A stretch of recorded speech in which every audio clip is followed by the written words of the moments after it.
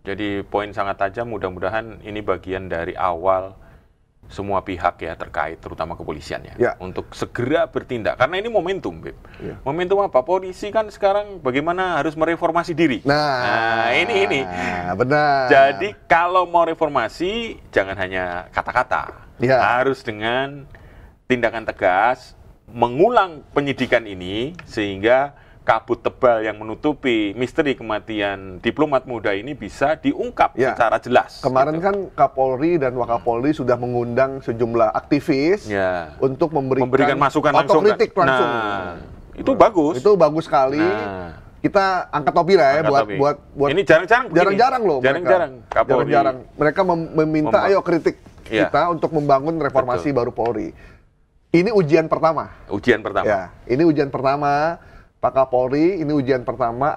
Abis ini biasanya sih DPR akan memanggil Kapolri pihak-pihak terkait atau Polda Metro untuk menjelaskan kasus ini. Dari versinya polisi. Nah, tinggal follow up-nya kayak apa. Oke, Mas, buat lebih jelasnya, coba kita dengarkan dulu ya. Ini bapaknya Arya Daru ya? Arya Daru, yang ada di DPR. Assalamualaikum warahmatullahi wabarakatuh. Terima kasih atas perhatian Bapak Ibu sekalian, terutama Bapak Pimpinan Komisi 13 yang telah menerima kami untuk kemudian kita menyampaikan hal-hal yang menurut kami cukup membuat kami merasa belum ada satu keputusan yang jelas apa yang sebenarnya terjadi pada anak kami. Itu yang pertama. Saya adalah ayah kandung dari Arya Daru Pangayunan. Dari hal-hal yang sudah disampaikan dalam media, itu bagi kami memang belum bisa memberikan penjelasan yang jelas untuk itu. Dan untuk itu, saya terus terang sebagai orang tua di Jogja lagi, saya tidak tahu harus kemana saya harus menyampaikan hal itu. Kasian.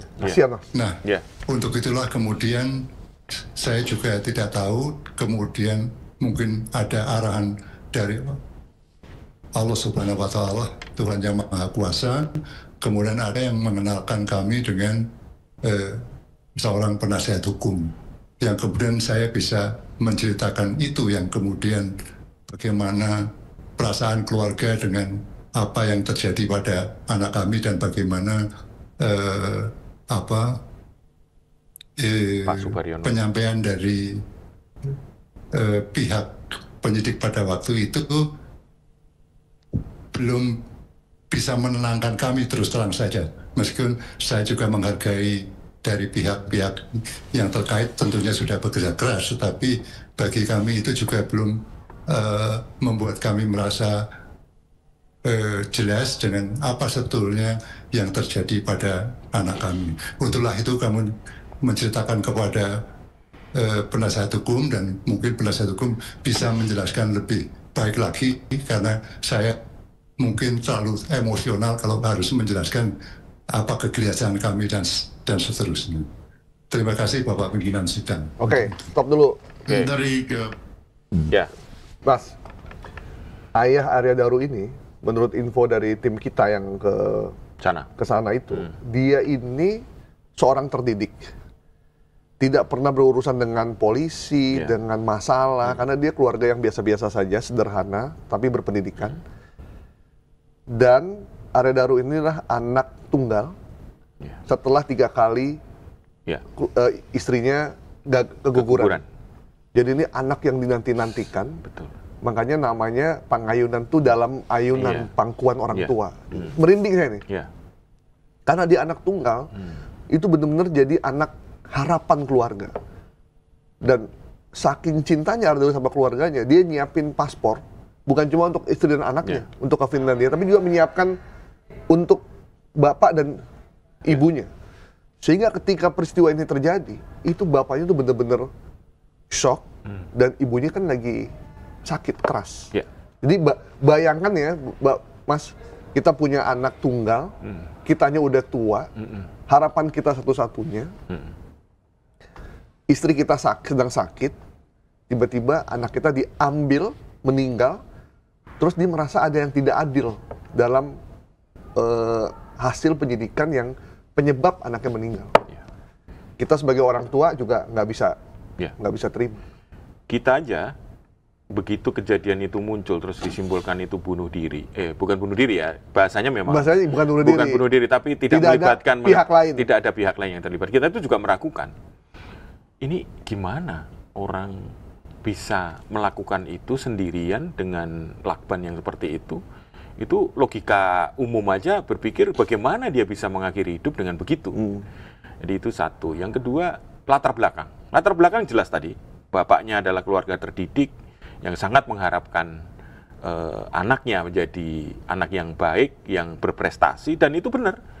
Arya Daru itu memenuhi harapan itu gitu. Sebagai diplomat, alumni Universitas Gadjah Mada, kemudian ya pasti berprestasi lah, diterima di Kemlu, kemudian karirnya juga bagus, ditempatkan di tempat-tempat yang baik, dan terakhir adalah ikut menyelamatkan warga negara Indonesia yang ada di beberapa tempat yang memang lagi bermasalah. Jadi banyak yang tidak tahu, Arya Daru ini adalah orang yang kerjaannya menyelamatkan anak-anak Indonesia di luar negeri yang nggak ada orang tuanya, yang nggak punya paspor, yang bermasalah anak bermasalah di sana, orang tuanya meninggal, tapi dia WNI, dia yang bawa. Bahkan kata bapaknya ya, dia cerita kalau ada anak kalau nangis gimana? Ya udah saya gendong-gendong. Dikasih HP, dikasih handphone, dibeliin makan tuh dari uang pribadinya dia. Gitu. Jadi ini memang anak yang baik. Jadi wajar kalau orang tuanya tuh sedih gitu. Sangat sedih, sangat terpukul. Sampai dia nggak bisa ngomong karena emosional. Sangat, kita bisa membayangkan lah bagaimana itu kalau itu menimpa kita atau menimpa masyarakat yang lainnya. Iya benar. Itu seperti apa? Dan yang kata dia, yang paling membuat mereka sedih itu adalah selain yang kontrasepsi tadi, ada dua sebenarnya Mas. Ketika Arya Daru dianggap oleh Asosiasi Psikologi Forensik itu punya keinginan untuk bunuh diri. Nah, ini aneh juga. Padahal kejadiannya udah puluhan tahun lalu dan itu dia hanya bertanya. Ke konsultasi doang. Tapi itu udah puluhan tahun lalu. Itu memang... Tapi tiba-tiba disimpulkan bahwa dia ada potensi untuk bunuh diri. Jadi, dan ternyata asosiasi ini pernah salah juga memprediksi ketika kasus Joshua versus Sambo. Jadi Joshua dianggap temperamental, tidak sopan.